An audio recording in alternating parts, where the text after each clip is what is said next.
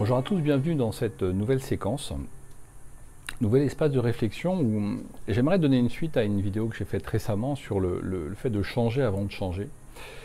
Et j'aimerais surtout approfondir quelque chose qui à la fois fascine les gens, fait peur aux gens, et pour certains c'est assez commun, pour d'autres c'est quelque chose, c'est un exercice un peu particulier qui est ce qui se passe dans l'expérience psychothérapeutique, c'est-à-dire qu'est-ce qui se passe dans un cabinet de psy. Je me présente pour ceux qui ne me connaissent pas, je suis Serge Pandani, psychanalyste, psychothérapeute et coach. Et j'organise énormément de thérapies à mon cabinet. Et la plupart du temps, les gens mettent du temps avant de franchir la porte. Pourquoi est-ce qu'on met autant de temps avant de franchir la porte d'un psy? Il y a à ça plusieurs raisons. La première, c'est qu'il est extrêmement difficile d'aller parler de soi, d'aller se livrer à quelqu'un qu'on ne connaît pas. Et une autre question qui est assez intéressante et que les gens souvent se posent, c'est comment le fait de parler peut m'aider à aller mieux. Ça, c'est une question extrêmement intéressante et je pense extrêmement pertinente à se poser, parce que quand on se la pose, c'est que déjà, on est dans un questionnement qui nous prépare à changer. Je m'explique. Aujourd'hui, lorsqu'on se pose une question, notre inconscient, notre cerveau va justement permettre d'ouvrir d'autres questions. C'est-à-dire qu'une question entraîne une autre question, et une autre question, et une autre question. Le fait de se poser la question du pourquoi et comment le fait de parler, de dire j'ai été abusé quand j'étais petit, ou j'ai pas confiance en moi, ou comment le fait d'exprimer ça par des mots, donc des mots MAUX par des mots MOTS, comment le fait de les exprimer va m'aider à changer. Alors, cette question-là, j'y répondrai par déjà une première chose. Le fait de ne rien dire vous aide-t-il à changer? Non. Le fait de parler va justement nous permettre à nous, êtres humains, justement d'extraire quelque chose, d'extraire une émotion. Et on a tous vécu l'expérience, lorsqu'on observe sur la route un accident ou quelque chose d'extraordinaire, ou en tout cas d'extraordinaire pour chacun d'entre nous, ce besoin d'appeler un ami, de le raconter dans une fête familiale, et comme si par le biais de ces mots, par le fait de libérer cette parole, je libérais quelque chose en moi qui parfois est une peur, parfois est une angoisse. Le fait de parler de ces peurs va permettre justement de réduire. Mais lorsque je vais pas bien depuis très très longtemps, et que je franchis la porte d'un psy, c'est passé du temps, j'arrive à la franchir, la première chose que je vais faire, c'est parler. Alors, la grosse problématique que l'on rencontre chez un psy, c'est que la plupart du temps, le psy ne parle pas. Ou il parle très très peu. Alors, je fais partie de ces psys, moi, qui parlent, qui expriment. Pourquoi? Parce que j'estime que plus la parole va être libérée dans l'espace de parole qu'est le cabinet, l'espace thérapeutique, et plus la personne va se sentir en confiance et donc va pouvoir, par le fait de libérer ses mots, MAUX, donc d'exprimer ses peurs, de mettre, je dirais, en mots et MOTS ses peurs, et plus la personne va se sentir bien. C'est assez incroyable d'entendre des patients qui, au sortir de la première consultation, la semaine suivante ou les 15 jours suivants, disent « ça m'a énormément soulagé ». Soulagé. Comme si le fait de parler, le fait de mettre des mots, d'exprimer un petit peu, sortir par la bouche ce que l'on a sur le cœur, permettait de soulager quelque chose. Alors, pour certains, c'est soulager une conscience, une culpabilité que l'on a, et le fait de mettre des mots dessus va soulager cette conscience. Mais pour d'autres, et c'est ce qui se passe heureusement la plupart du temps, c'est un espace de construction, pas de reconstruction. J'aime pas trop le mot reconstruction, pourquoi? Parce que recommencer, c'est faire les mêmes choses. Et lorsque un patient vient me voir, lorsqu'une personne rentre dans mon cabinet, que ce soit pour du coaching, que ce soit pour de la psychanalyse, ou que ce soit pour de la thérapie classique, l'idée, c'est pas de l'aider à se reconstruire, l'idée, c'est de l'aider à se construire. Mais avant de se construire, il faut se comprendre. Et pour se comprendre soi-même, il faut réussir à parler, à exprimer, comme si le fait de libérer la parole, de dire ce qui vous passe par la tête, ce qui est un peu la base de la psychanalyse, dans un échange avec un thérapeute, allait justement vous aider à ouvrir d'autres espaces de réflexion. Vous savez, la chose, à mon sens, la plus importante, c'est de se poser les bonnes questions. La plupart du temps, les gens passent leur temps à se poser de mauvaises questions. Le pourquoi je n'arrive pas à maigrir. Pourquoi je n'arrive pas à arrêter de fumer? Pourquoi je n'arrive pas à changer de boulot? Le pourquoi est intéressant parce qu'il ouvre une question, je vous l'accorde. Mais derrière, il y a d'autres questions. Qu'est-ce qui m'empêche? Qu'est-ce qui va m'empêcher de? Qu'est-ce qui m'a empêché? Par exemple, pendant 1 an, j'ai une patiente, et notamment je pense à une dame qui a mis presque 2 ans à franchir la porte de mon cabinet.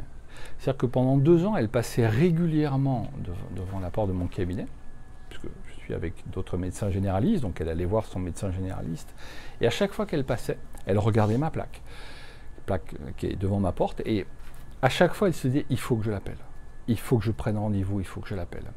Pourquoi cette femme a mis 24 mois pour franchir cette porte? Parce que c'est excessivement difficile de franchir cette porte et de se dire, je vais mal, je ne peux pas m'aider moi-même, donc je vais demander de l'aide à quelqu'un d'autre. Alors lorsqu'on a une grippe, vous allez me dire, effectivement, on franchit la porte du médecin assez facilement, c'est vrai. La relation avec un psy est totalement différente. Pourquoi? Parce que le psy pénètre, entre guillemets, une intimité, qui est une intimité extrêmement gênante pour certains. Lorsque vous avez de la culpabilité à avoir eu envie de tromper votre femme ou envie de tuer quelqu'un, de tuer votre voisin, c'est difficile de dire entre amis un jour, bah, j'ai envie, mon fils, de le jeter par la fenêtre tellement il m'énervait, ou j'ai envie de le tuer, ou de l'abandonner, c'est quelque chose qui est extrêmement difficile. Et pourtant que tout à chacun avons ressenti à un moment donné, alors pas de tuer nos enfants, hein, mais quelque chose que l'on ne peut pas avouer. Parce que si on l'avoue, on va se retrouver dans une situation où l'autre, celui qui est extérieur à nous, va nous juger. Donc on a du mal à franchir cette porte parce que on a du mal à ouvrir notre conscience. D'accord, on a du mal à ouvrir notre système inconscient, donc notre inconscient, l'ouvrir à notre conscience. C'est comme si le fait de parler de soi, de dire hein, j'ai tel fantasme, j'ai pensé à telle chose, nous faisait presque peur à nous-mêmes. Donc imaginez le fait de le dire à quelqu'un que l'on ne connaît pas, c'est encore pire. Donc je pense que le fait de parler, le fait de se livrer à un psy, va justement permettre, en libérant cette parole, en libérant ces douleurs, va permettre à un moment donné de pouvoir créer une construction. Et je dirais que l'espace thérapeutique entre le psy et le patient, ou entre le client lorsque c'est du coaching et le coach, c'est un espace de co-construction. C'est-à-dire qu'on va se construire tous les deux en même temps. C'est-à-dire que le thérapeute va aider dans sa construction, dans sa propre construction de la séance, parce que chaque séance est une nouvelle séance, va construire quelque chose de différent en accord et bien sûr en adéquation parfaite avec le patient. Parce que ce qui fait, je dirais, l'expérience thérapeutique réussite, c'est cette co-construction. Parfois, ça ne fonctionne pas. Je crois qu'il faut être honnête, et je fais partie, en tout cas, j'en ai la conviction d'être quelqu'un d'honnête, et il y a des fois, ça ne passe pas. C'est-à-dire que le psy ne correspond pas à ce que le patient attendait. Parfois, l'approche thérapeutique que moi je peux avoir dans mes consultations ne correspond pas à ce que le patient attend. Et il y a des fois, même si j'ai fait beaucoup d'études et j'ai beaucoup d'expérience, il y a des fois ça ne passe pas. Donc l'honnêteté, là, c'est de dire, je ne peux pas, je ne suis plus en mesure de vous aider, donc je vais vous diriger vers un confrère pour que vous puissiez continuer votre démarche. Et je pense qu'il est important d'arriver à la fois, même en tant que patient, de se dire, là je suis au bout d'une histoire, je n'arrive pas à débloquer quelque chose, donc il faut que j'en parle déjà au psy, il faut que je lui dise, là je suis dans une impasse, pour voir si dans cette co-construction, on peut modifier des paramètres pour pouvoir justement permettre de trouver des solutions au patient qui est en souffrance, en tout cas en demande. Donc vraiment l'idée de parler, d'exprimer les choses, de verbaliser, de mettre en mots ce que l'on a au fond de nous, permet d'aller mieux. Et vraiment, si j'ai un message à faire passer aux personnes qui écoutent cette vidéo, c'est n'hésitez pas à franchir la porte. Chez un psy, vous ne serez jamais jugé. Un psy, par définition, n'est pas là pour juger. Le psy est là pour vous aider à vous comprendre vous-même. Et le fait de vous comprendre va justement vous permettre de modifier certaines choses pour pouvoir changer.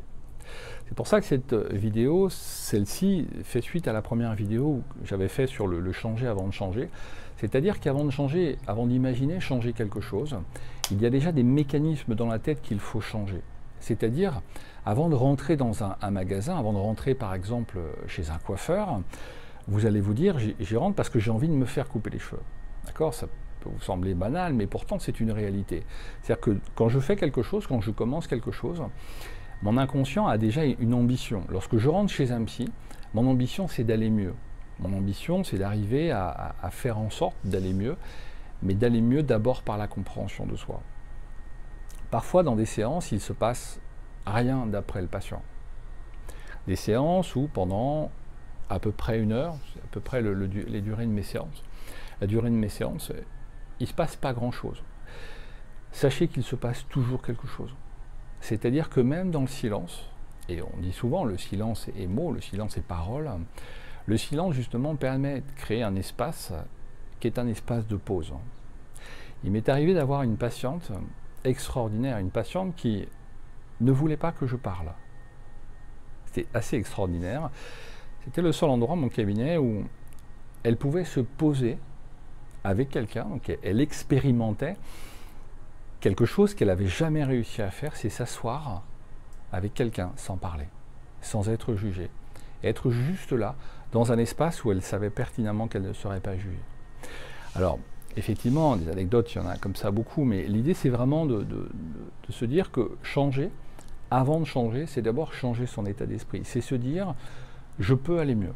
Je peux aller mieux, quelle que soit mon histoire de vie, quelles que soient les galères qu'on ait pu avoir dans sa vie, quelles que soient les expériences que l'on ait pu vivre. C'est se dire que d'abord, avant de franchir l'étape du psy, ou le coach, ou le psychanalyste, avant de franchir cette étape-là, je dois d'abord dans ma tête me dire, je sais que c'est possible. Et c'est à partir de là où je rentre dans la consultation avec cette ambition-là, avec mes outils, avec mes propres ressources potentielles positives, que la co-construction avec le thérapeute va pouvoir se mettre en place. Et c'est pour ça que le changer avant de changer, c'est ça, changer votre état d'esprit, c'est-à-dire modifier votre mécanisme de pensée avant de rentrer dans un cabinet de psy, vous permettra d'accroître considérablement la pertinence de votre démarche et surtout les résultats que vous allez obtenir.